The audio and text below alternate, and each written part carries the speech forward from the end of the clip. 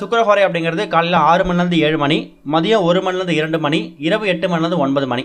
இந்த நேரம் தான் வெள்ளிக்கிழமையில் இருக்கக்கூடிய சுக்கிரஹோரை நேரம். இந்த நேரத்தில் இப்போ நம்ம சொல்லக்கூடிய தீபத்தை ஏற்றுங்க. ஒருவேளை சுக்கிரஹோரை நேரத்தில் நீங்கள் வீட்டில் இல்லை, வெளில வேலை விஷயமா போயிட்டீங்க, இல்லை என்னால் சுக்கிரஹோரை நேரத்தில் ஏற்றத்துக்கு நேரம் இல்லை, அதுக்கான சந்தர்ப்பம் இல்லை அப்படின்னு நினைக்கிறவங்க மாலை ஒரு 6 மணி 7 மணிக்கு கூட தீபத்தை ஏற்றலாம்.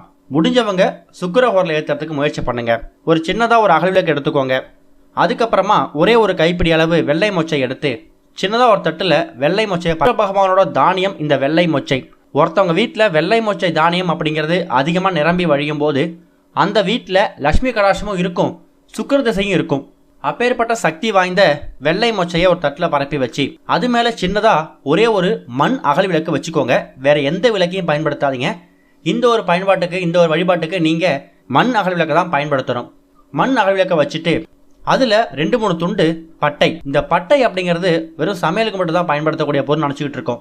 சொல்லப்போனால் வாசனை மிகுந்த பொருட்கள் எல்லாத்துலேயுமே மகாலட்சுமி வாசம் செய்கிறாங்க நம்ம கேள்விப்பட்டிருப்போம்.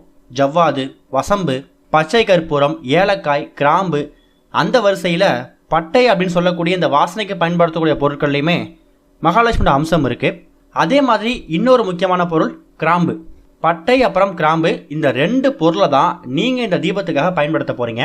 ஒரு பிளேட்டில் வெள்ளை மொச்சையை பரப்பி வைக்கிறீங்க, அதுக்கு நல்ல ஒரு அகல் விளக்கை வைக்கிறீங்க. அதில் ஒரே ஒரு துண்டு பட்டை, 2-3 கிராம்பு இதை போடுறீங்க.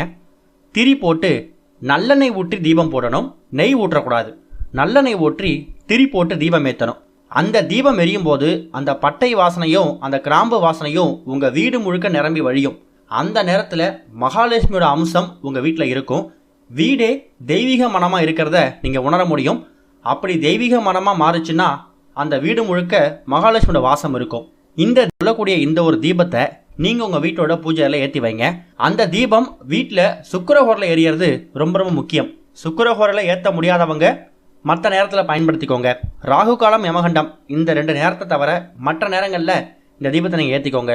இந்த தீபம் உங்கள் வீட்டில் எரியும் போது உங்களோட வேண்டுதல் என்னவாக இருக்கோ அதை நீங்கள் சுக்கிர பகவான்கிட்டையும் மகாலட்சுமி தாய்கிட்டையும் நீங்கள் மனசு விட்டு சொல்லணும். உங்களோட வேண்டுதல் என்ன அப்படிங்கிறத வாய் விட்டு சொல்லுங்கள். நீங்கள் உங்களோட ஒட்டுமொத்த பிரச்சனைக்கும் ஒரு தீர்வை கொடுப்பாங்க.